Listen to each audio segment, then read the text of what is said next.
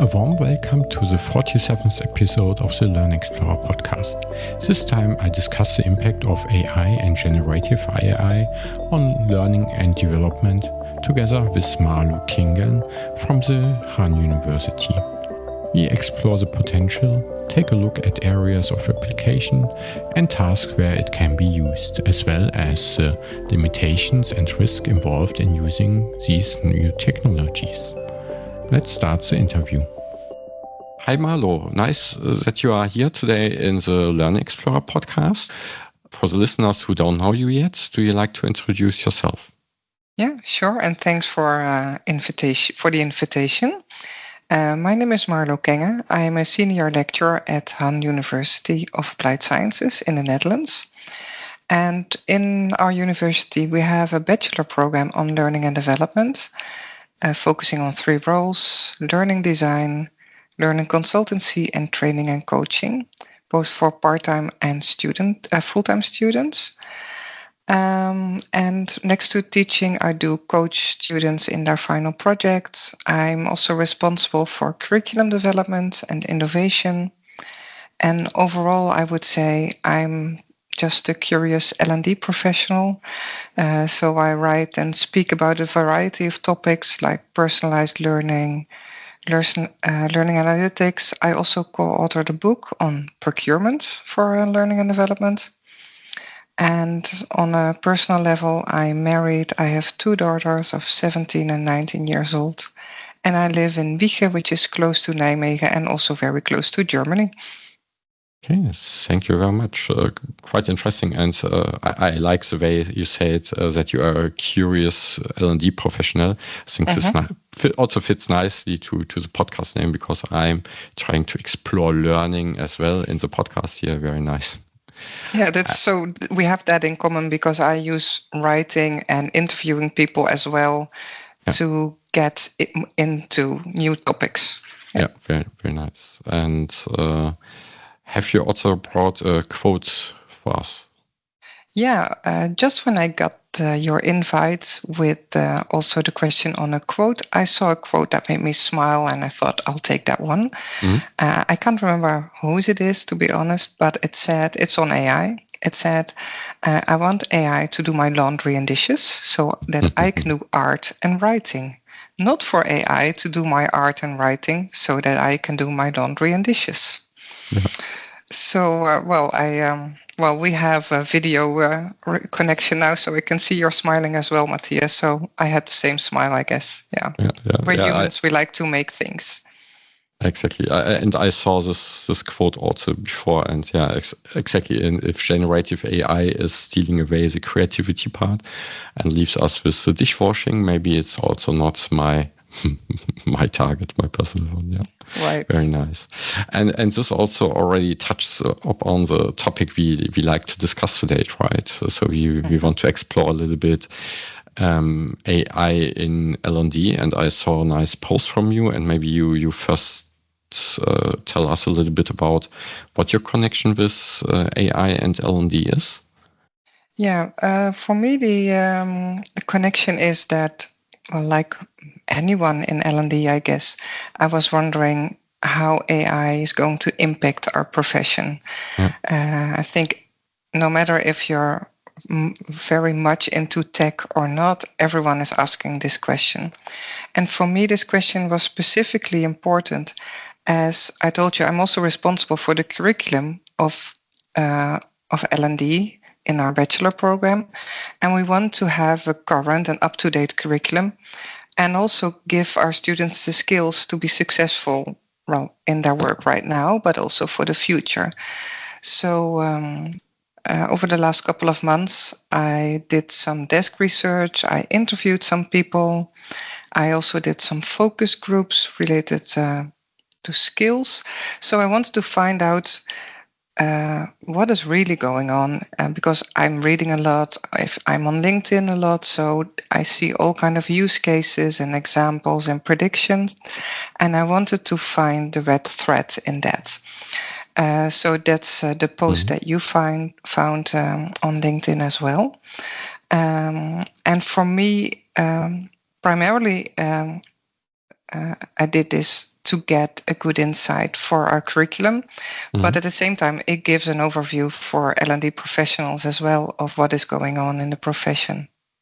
Yeah. In a few words, how would you describe what is really going on in the AI space in L&D? If you look at if I look at my research, I can conclude that AI is relevant and is already used in every aspect of our profession. Because from the desk research, I found applications of generative AI in every aspect of our work, anything from designing, but also in training and coaching, in measuring impact, in performance support. It's in every aspect of our work. So that's actually the main conclusion, I would say. And in practice, I would say there's a lot of variety of what people do.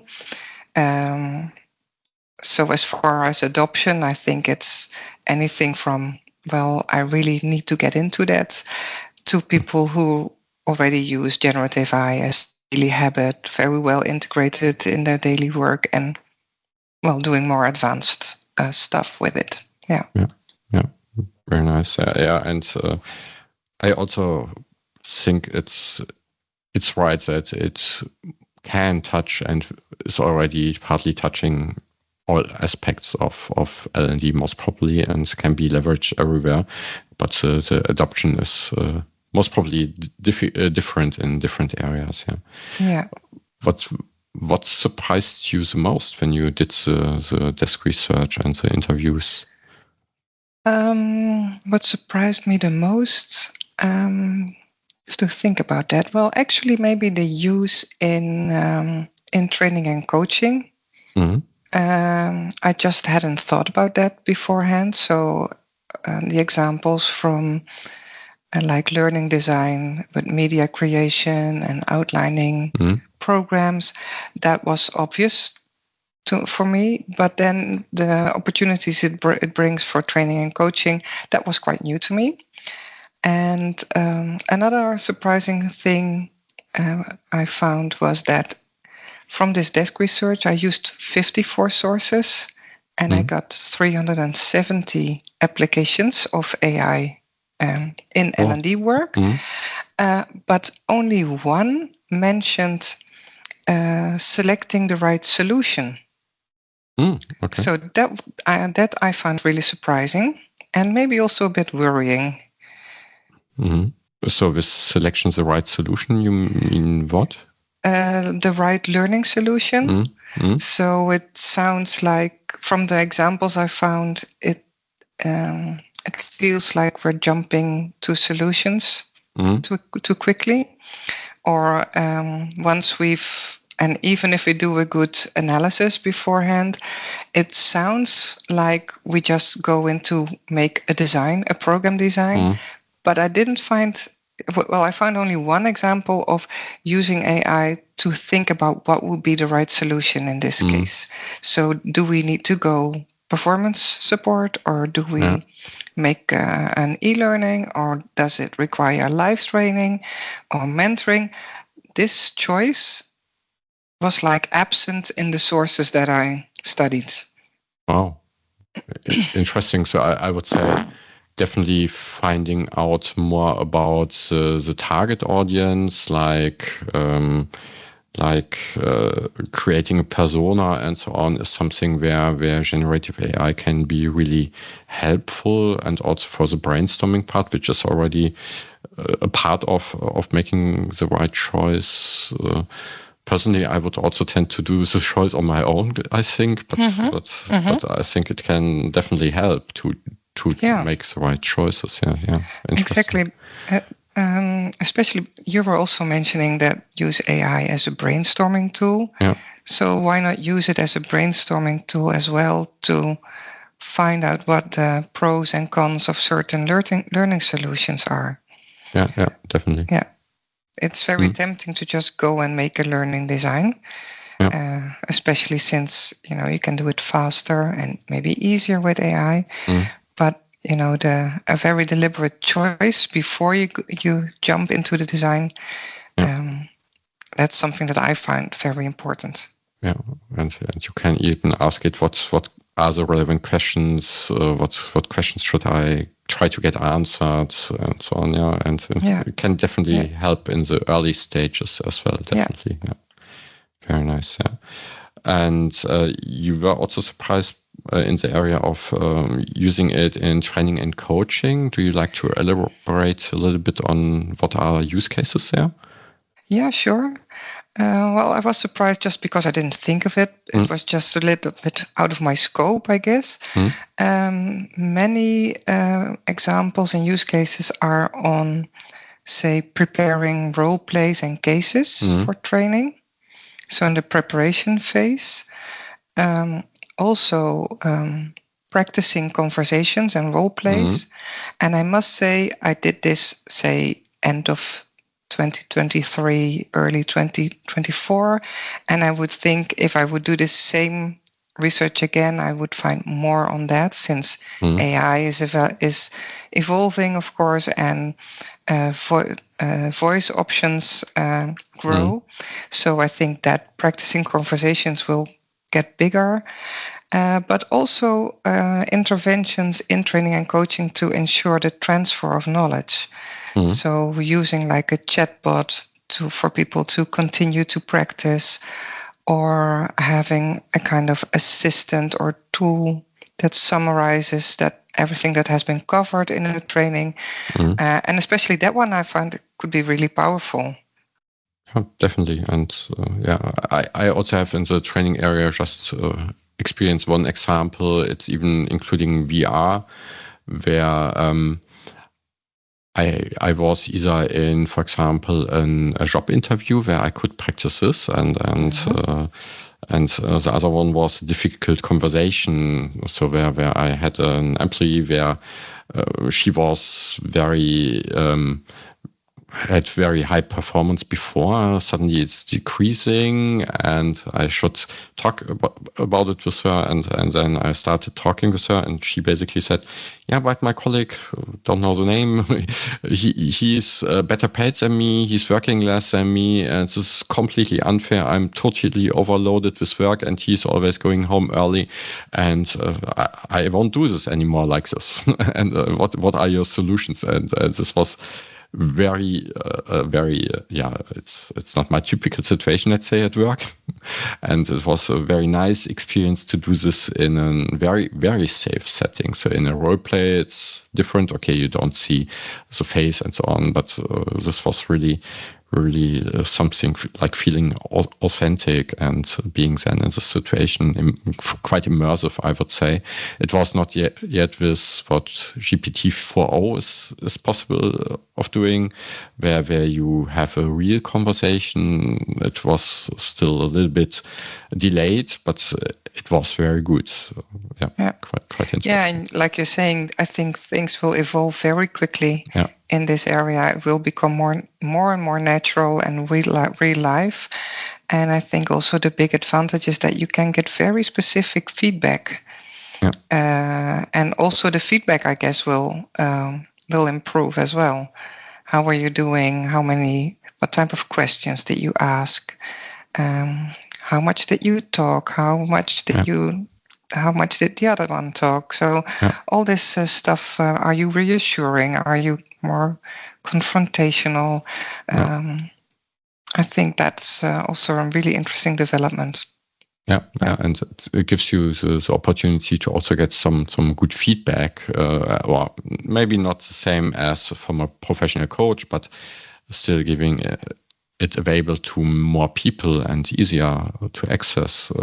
I also did a presentation in one tool at a fair that was recently, and also in VR, and held a short presentation in front of a group, and it told me about my how fast my speech is, what filling words or repeating words I used, and so on. So it was quite interesting to see all this analysis about what I was saying. Where again, a coach would do it differently, most probably more targeted, but still, it's maybe a good tool for giving it away to more people. And I think quite interesting development area. Yeah, and I think it would also be interesting to see how those two could work together. So, like you have your analysis from an AI tool, and maybe this helps you to see where you want to develop more, and maybe then you turn to a professional coach for like life coaching or life mentoring training, and develop there, and maybe then work again with an AI tool to practice again. So I think that would be an interesting option to see how can we combine those two, and what do you use the live coaching for, and where do you use AI coaching. And maybe also stagger it and build it up in each other so that people can already have a certain level until they get to real coach and so on. Exactly. Yeah.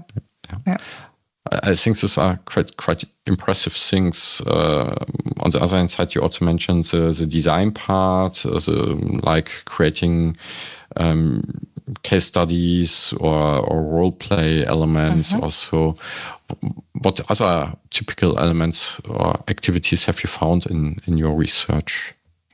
Well, in more in the training design area, in the learning design I area. think this is easier for most people. Yeah, exactly. I think this I think was the number one in the desk research that I did, is anything related to content and media creation. So anything from say making images, creating images, and rewriting maybe manuals or text from subject matter expert, maybe rewriting text on different language levels, preparing program design in general, learning objectives. So this was actually the number one area that I found that people already use now most in AI. Yeah. And then I think,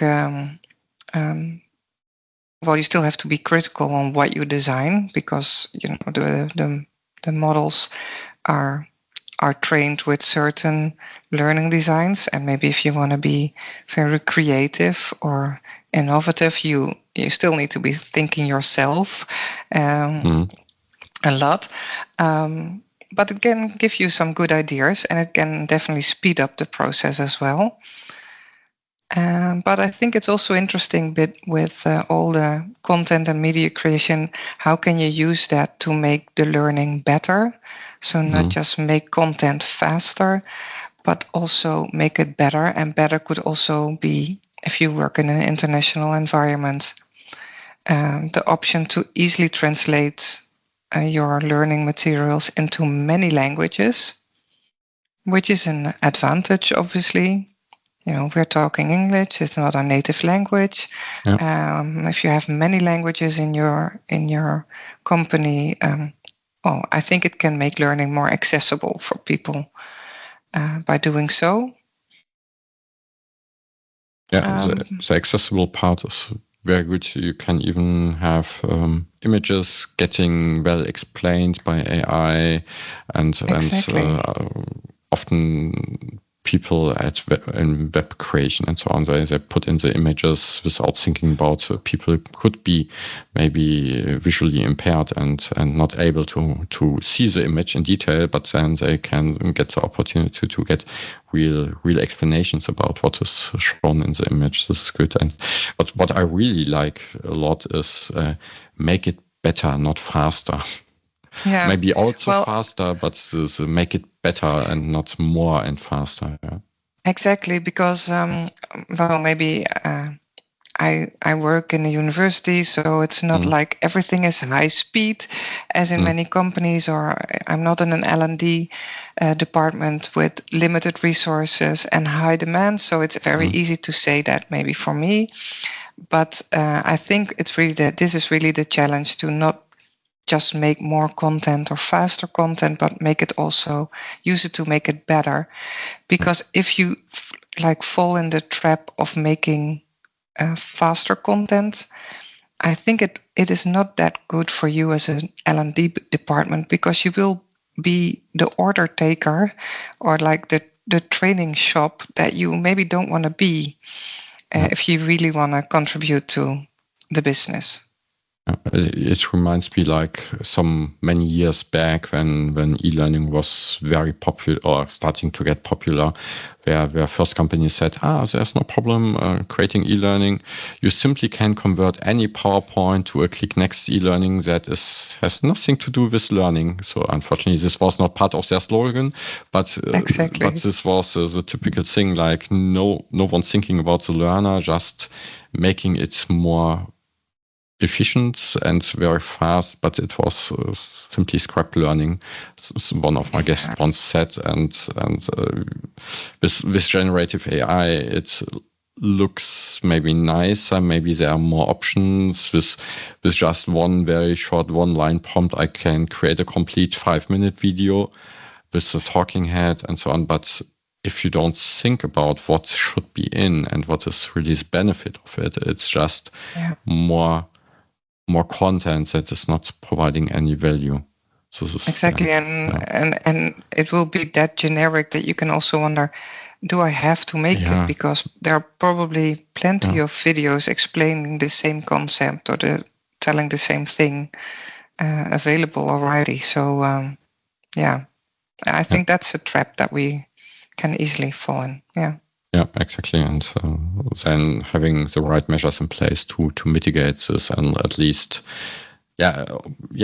maybe investing the time we save by creating the content, thinking more about what is the right solution, what's the right learning solution, how does it look, should it look like, and what will really do a benefit for the learner and make the learning more accessible. I don't like to say more easier, because if learning is too easy, maybe it's not helping too much to learn, but maybe also making it easier. Yeah. So I understood. So one risk is definitely that we get flooded with even more learning content when even more learning creation tools get available that with just one click create new contents. Where would you see other limitations or challenges? Well, I think another thing to be aware of is that we are using new technology in our existing or old processes. And you were already mentioning the example of e-learning. And to some extent, you could say maybe we're doing the same thing right now. Because when e-learning was like new, we were putting up PowerPoints, or maybe even worse, 100 pages of guides with lots of text into e-learnings, and it didn't work. And over time, we found models to find out what effective e-learning looks like. But right now, I'm not sure if we know what effective, say, chatbots for learning look like. So we're still, I think we're still figuring out. So we need to be aware of that we are doing stuff in new technology, but we're using old processes, and we may not have like the knowledge or models. So I think that's a limitation that we have, and it doesn't mean that what we're doing is bad or not effective. But I think we are still trying out how to be more effective with it. Yeah, exactly. And I like their, I think in business, sometimes you say regarding digital transformation, you can digitize the process and say it's the same process, but just on IT and running on digital devices.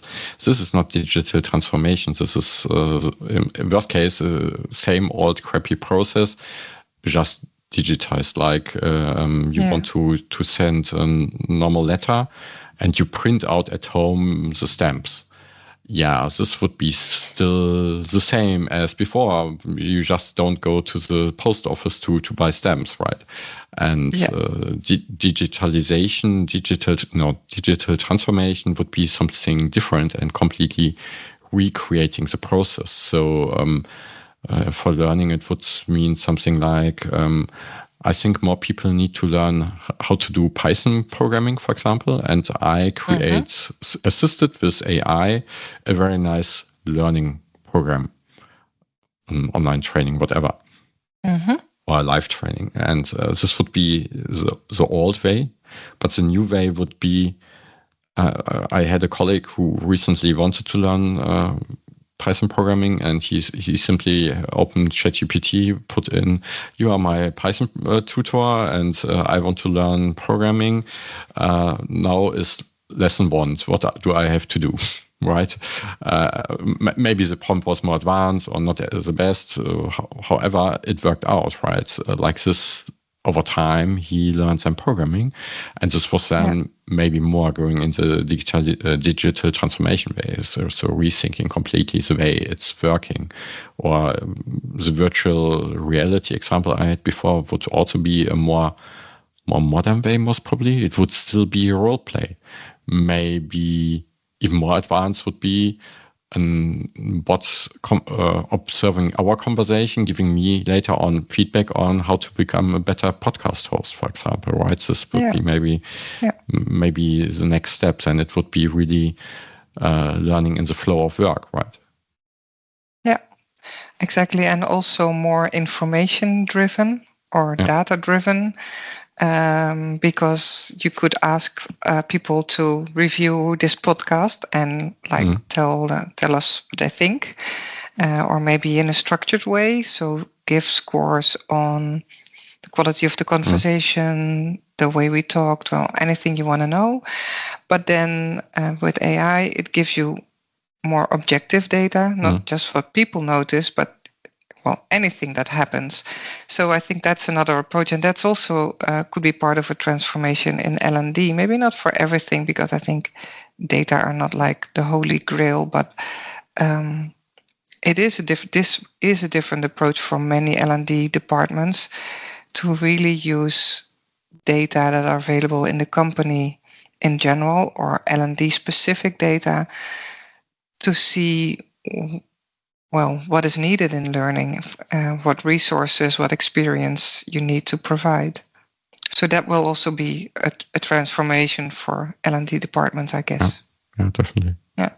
And you said, on one hand side, it would be more objective data. On the other hand side, I just wondered, but then potentially the emotional part is missing. So maybe people like the podcast because it's not well structured. I don't know, right? Or because there are some podcasts out there.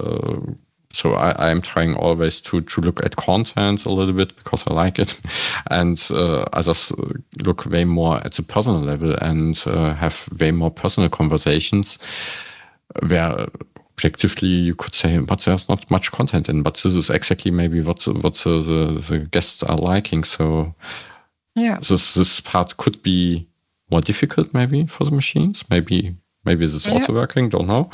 On the other hand side, people in direct conversations usually tend to be kind and positive, and maybe also are afraid to provide candid feedback.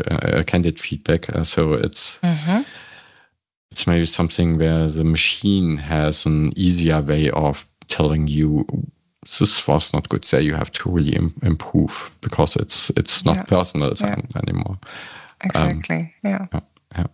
And I think we were talking about combining live coaching and AI coaching, and I think the same could go here, because you have objective data and you have the subjective experience. And what if you combine those two? That will give a more rich analysis, I guess. Yeah. So it's basically then always trying to better augment human and AI capabilities. And this is also why the name, for example, from Microsoft calls all their tools Copilot, because you should not let Gen AI fly on its own, but it's a good assistant to help you become a better pilot. Exactly. Most probably. Yeah. Good point. Yeah, and that way the name is chosen very well. Yeah.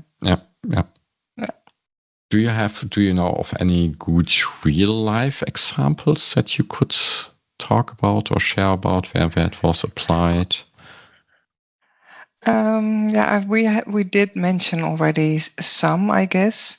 I would say I see many companies investing in their own GPT development. So, as an L&D professional, I would translate that into performance support solutions. So, what if we combine everything that we have in our company, all the reports, all the guides, e-learnings, and name it, and combine it into one model and build an assistant around it, or a chatbot. And a chatbot sounds, very text-based, but I guess over time it will also give a richer variety in media. Like it could be text, but it could also generate images, and I think there is a lot to gain there. I've already heard about examples for onboarding, for example. So, especially as you're new in a company, where do I find all the information? I have colleagues that I can ask, but I don't want to ask all the time. So what I have an assistant just, can help me with everything, like where can I find certain stuff? How do I get a card for the to get in the building? Anything actually. So onboarding is one. And I think just also you were mentioning learning in the flow of work, also having this information available on the spot is interesting as well. One of the person I talked to in my interviews also was also building chatbots for people in customer service. So normally they would have to browse documents, SharePoint sites, everything.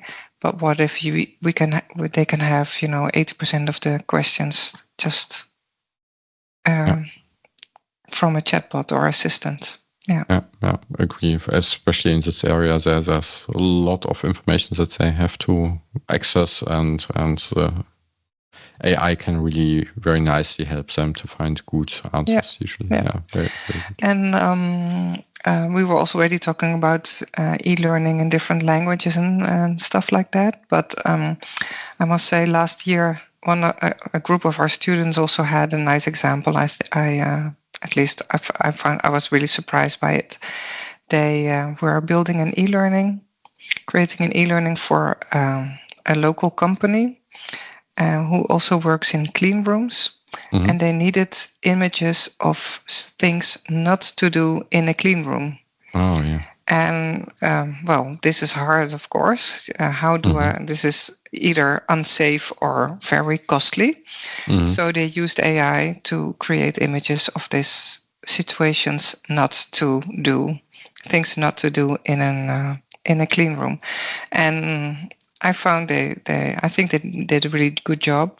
And it was also nice because it was not specifically the assignment, but they just decided to do it because they thought it was a good idea.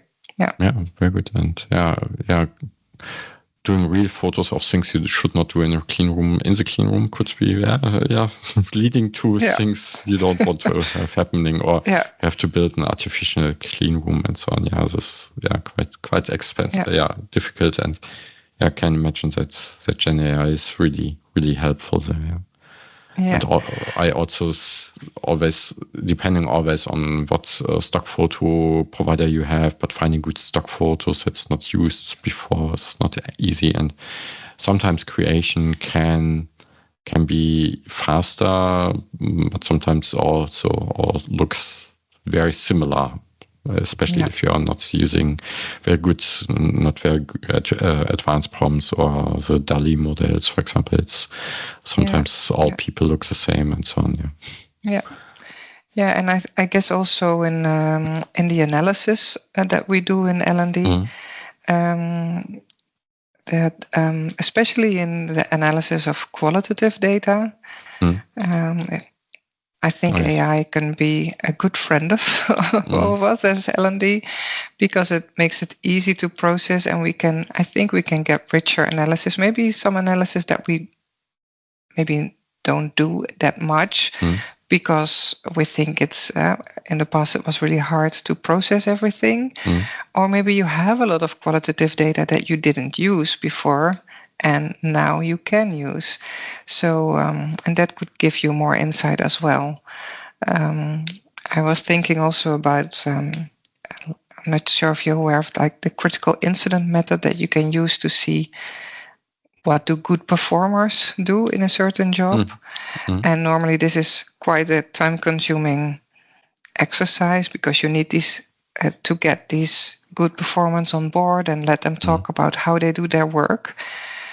But what if people do a lot of virtual work and online work, and you could let AI do the analysis of what do these good performers actually do? How do they interact with their customers? How do they plan their day? It could be anything actually, and that could give some really interesting input on what to train other people in. Okay, so really crunching all the data or information that's potentially available, like to get more insights about what's the right things to train. What does a good performer do? This is actually, I think, what many people want to know. Maybe managers, but I guess as L&D, you also want to know what does someone who does this job really well, what does he or she do? What if we could use AI to get a grip on that as well? Yeah, interesting.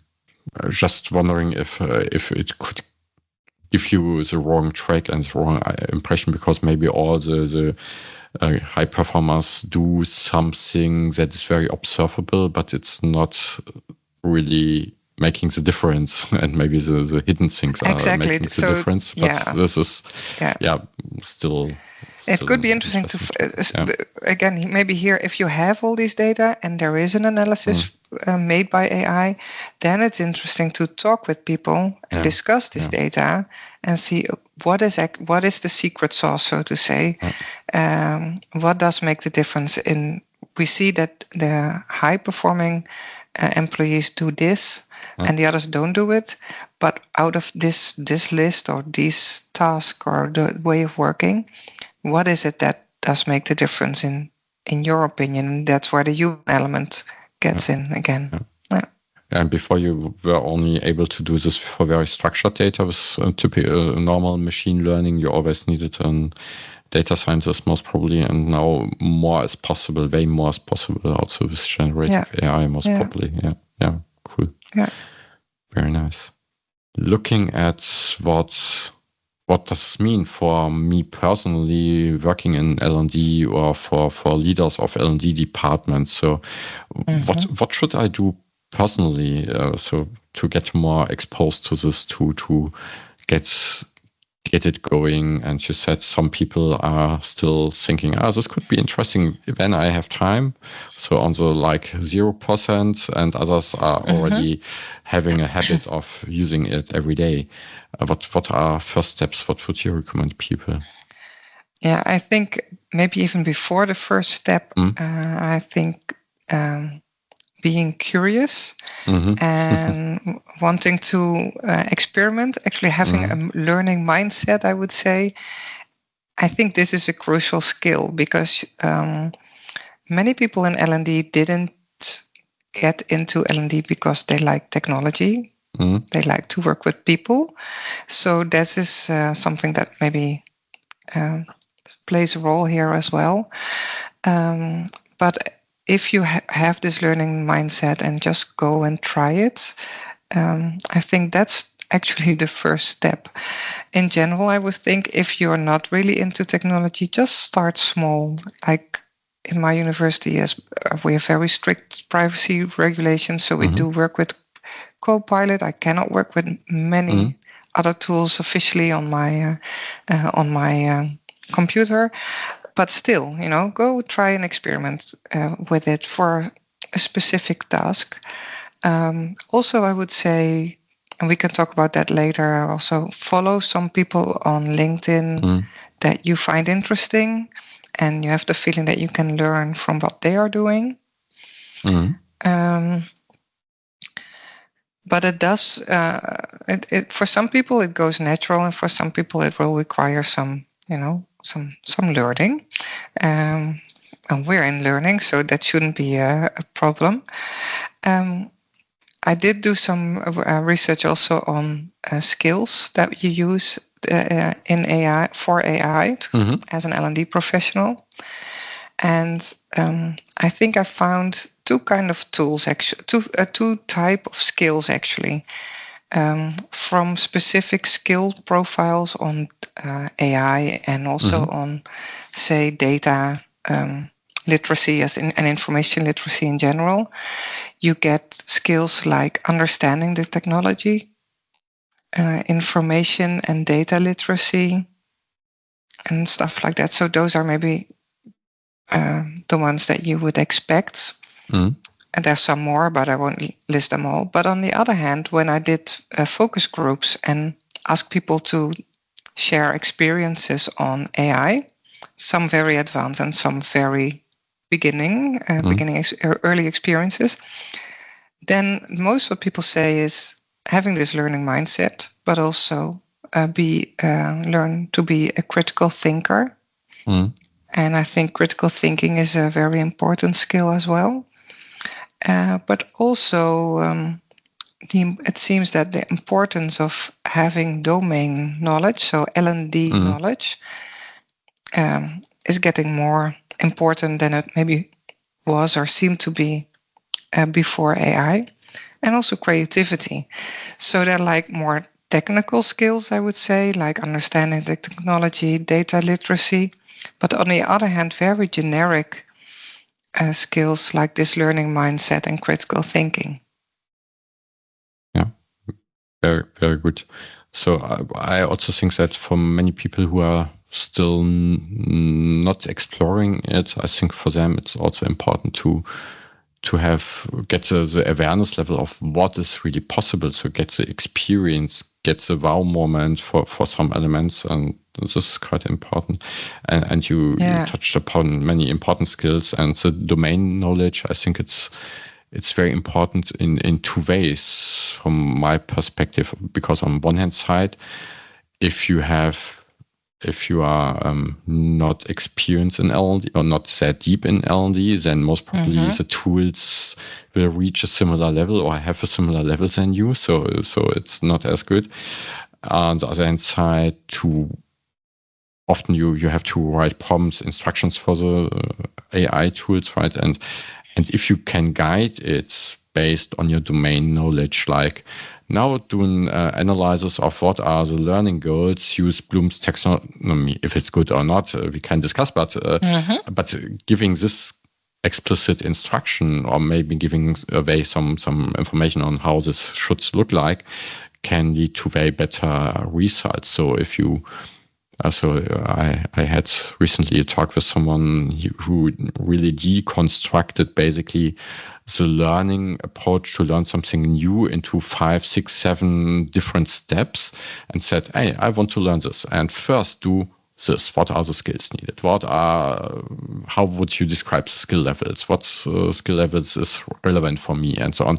And it's really made very small steps out of it, where he could instruct the AI very explicitly for every single step, and then the interim elements were higher quality, leading then to very good end result. Most probably, so I haven't seen the result, but this way of thinking is really helpful. Or I saw a post from someone who is writing professionally, and he said, hey, when I write a blog post, for example, I have 5 or 7 different roles that I give into my prompt and saying, hey, you are just finalizing the final draft and do some wordsmithing maybe, and then you are the lecturer and so on. So giving them really the real roles and explicitly saying what to do and not saying, please improve my text so it's better.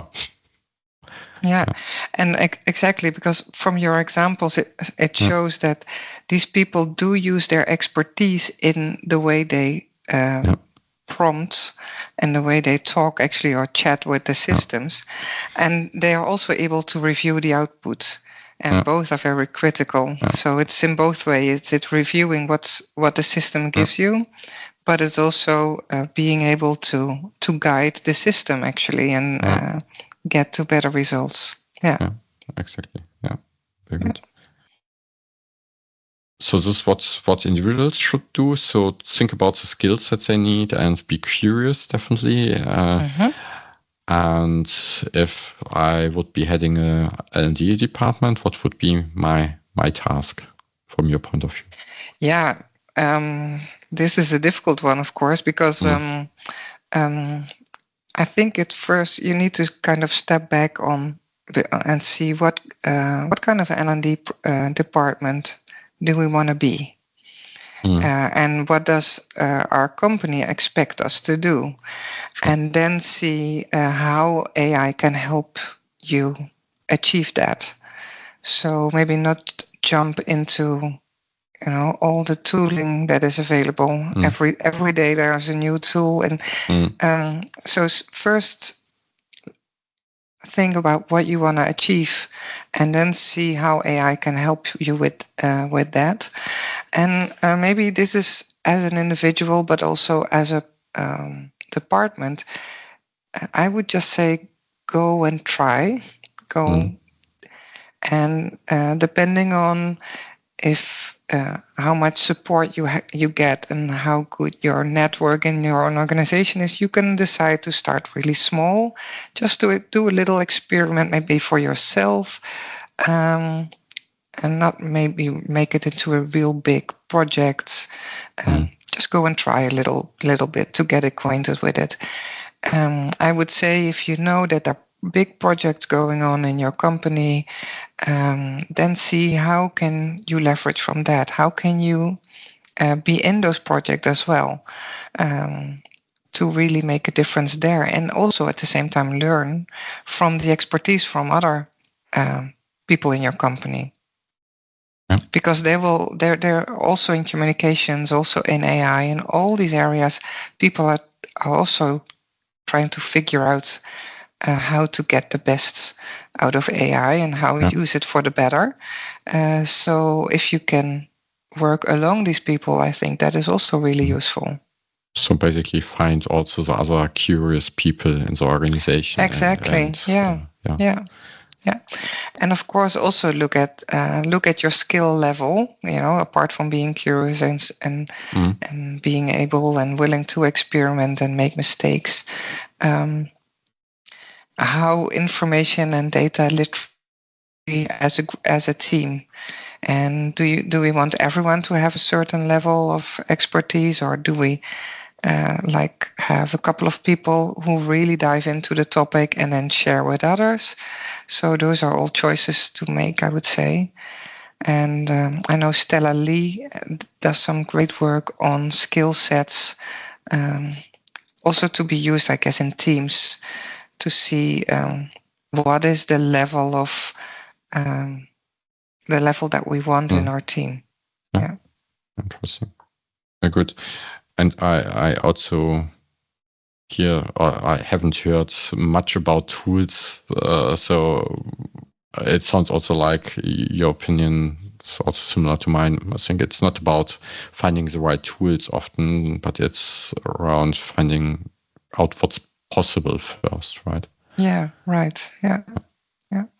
Because I would say, as far as tooling, I would not be your perfect podcast guest, because then I'm also not that much into tooling. I do follow it. I do experiment a little bit.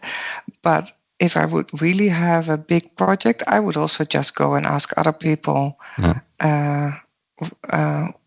about their experiences with tooling, and just go and try it then.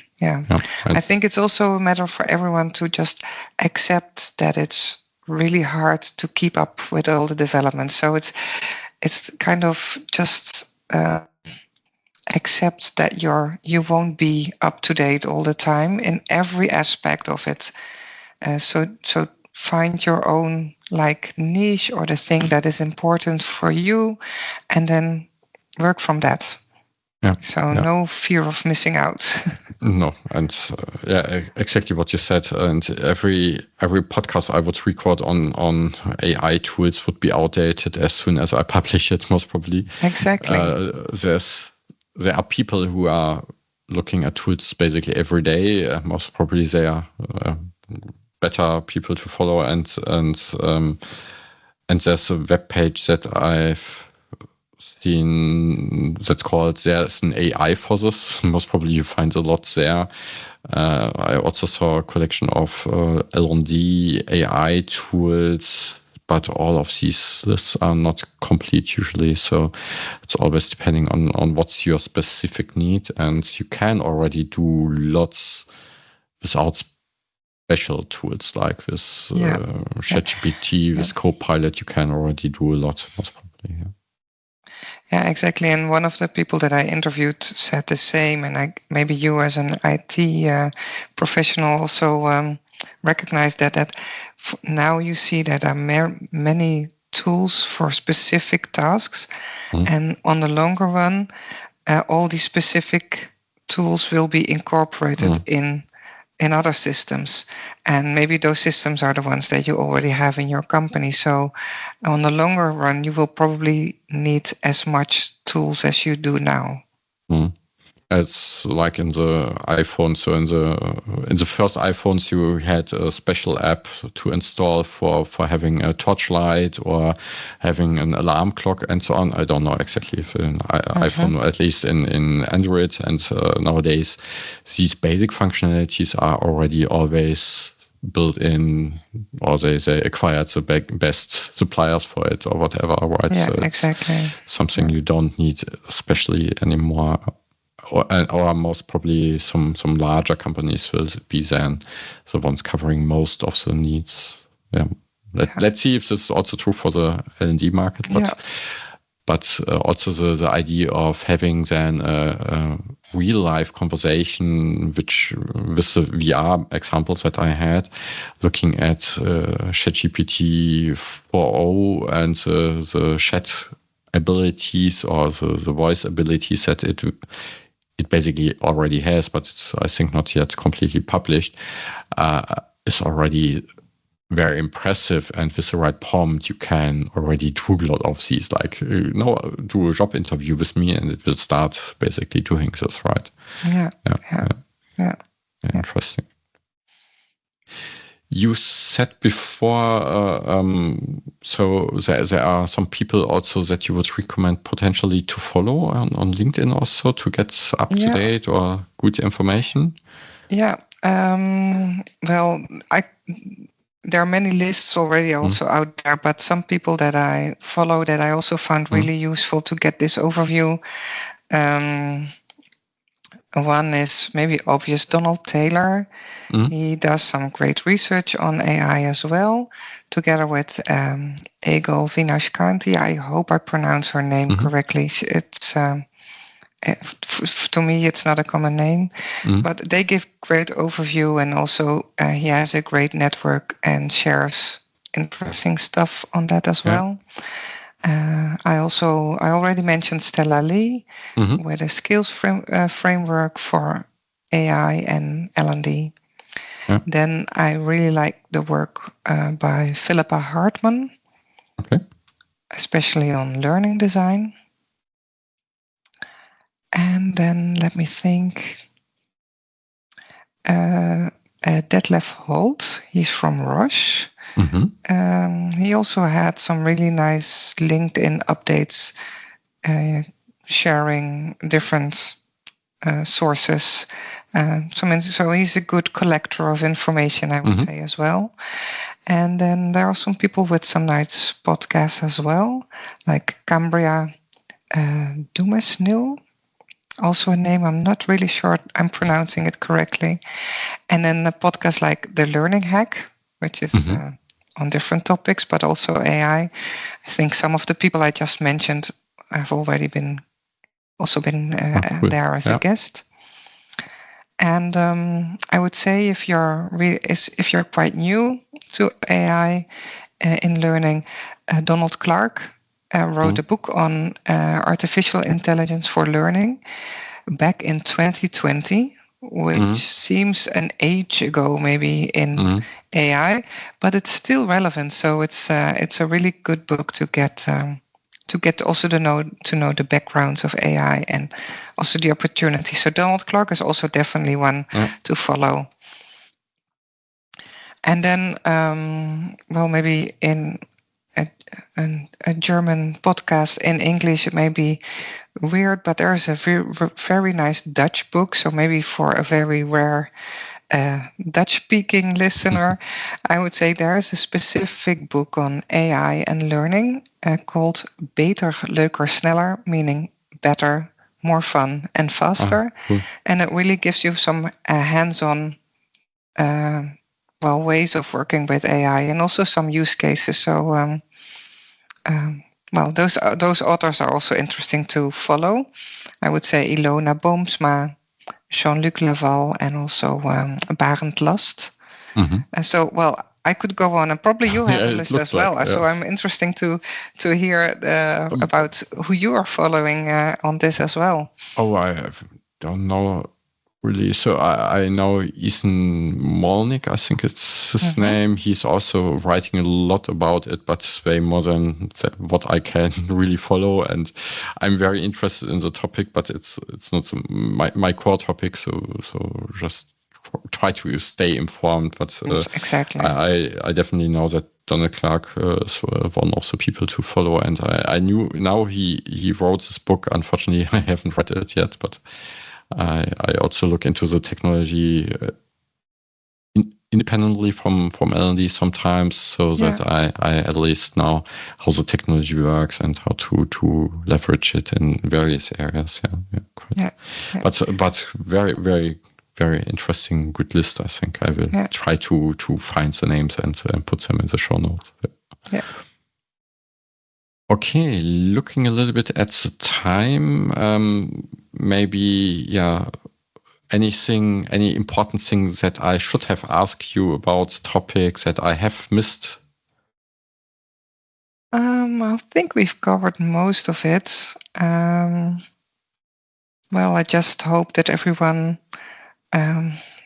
feels free to go and experiment if they're not yet doing so, and at the same time stay critical on what the added value is, and where you need these, and where you can leverage AI's expertise, I would say.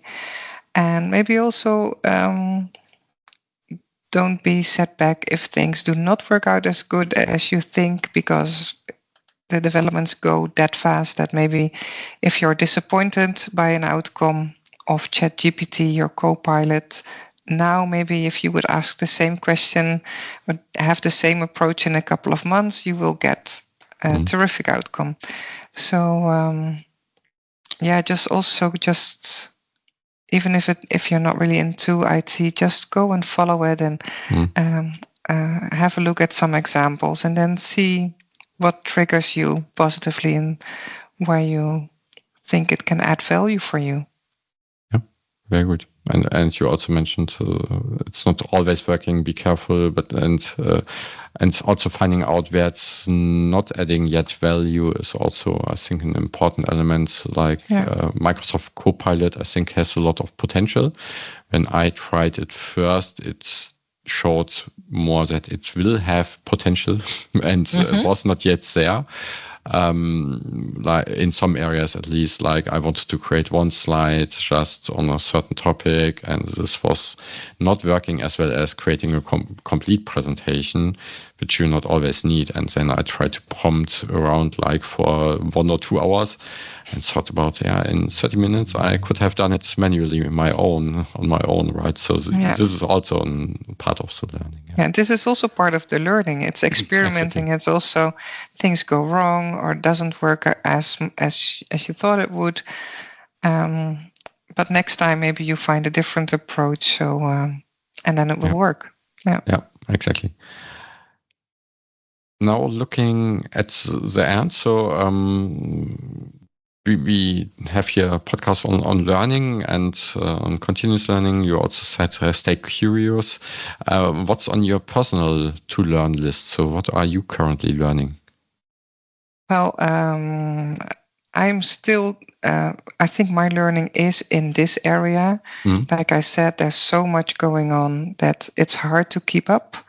And for me, I think also as someone who teaches students on L&D, I think my learning for the next year is also how to work with students and AI. Because, well, I've seen in my research that every aspect of our profession is impacted by AI. So I will start to use more AI in my classes, but I'm not yet sure how. So this is definitely my learning for next year.